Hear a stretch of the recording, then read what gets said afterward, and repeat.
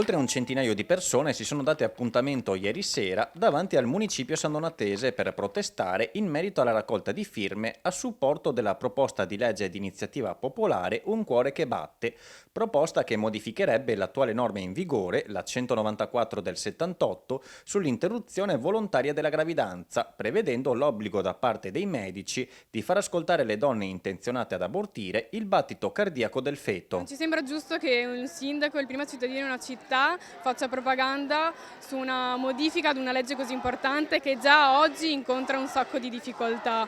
Quindi per questo noi siamo scesi in piazza insieme ad altre realtà transfemministe per dire che l'uomo etero, bianco e cis non può più decidere sui nostri corpi. Siamo noi che dobbiamo autodeterminarci e abbiamo noi la libera scelta di decidere sul nostro corpo. Quindi non si può modificare, secondo la volontà di associazioni cattoliche, una legge di uno Stato laico. La legge autorizza la raccolta di firme, autorizza le proposte di modifica della legge. Questi signori hanno presentato una domanda in Corte di Cassazione, sono stati autorizzati alla raccolta delle firme e io non potevo assolutamente entrare nel merito e dire sì o no.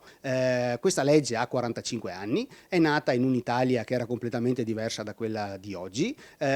Oggi sappiamo per esempio che un terzo delle donne che accedono all'interruzione volontaria della gravidanza sono straniere. I nostri servizi sono in grado di andare incontro alle richieste di queste donne, riusciamo a spiegare quali sono le alternative, che possibilità ci sono. Se riteniamo comunque che l'aborto sia un'estrema ratio, è possibile comunque affrontare e discutere nel merito per capire se stiamo facendo tutto il possibile per aiutare queste donne. Io credo che il merito anche di questa proposta, che può essere giusta, può essere sbagliata, chi vuole firma, chi non vuole fa a meno, sia di aver aperto anche la possibilità di discutere su una questione del genere. Il confronto porta sempre a un risultato. Ad ascoltarvi, ad ascoltare le vostre dimostranze è venuto anche il primo cittadino, avete detto però no a un confronto con lui. Esatto, si è presentato dicendo disponibile a un confronto, però è stato poco ad ascoltarci e abbiamo deciso di non farlo parlare perché questa oggi era una piazza transfemminista, era una piazza nostra che noi abbiamo animato e non era giusto che l'uomo che ha sempre avuto e ha sempre continuato a parlare, anche l'amministrazione, non era giusto dargli spazio. Con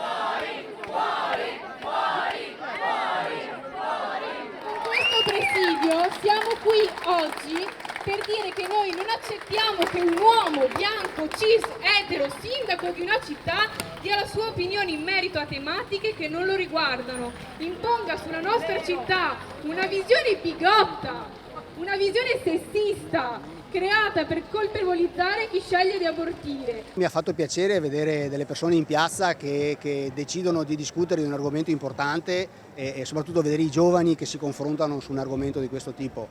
Sono venuto ad ascoltare, a sentire cosa avevano da dire.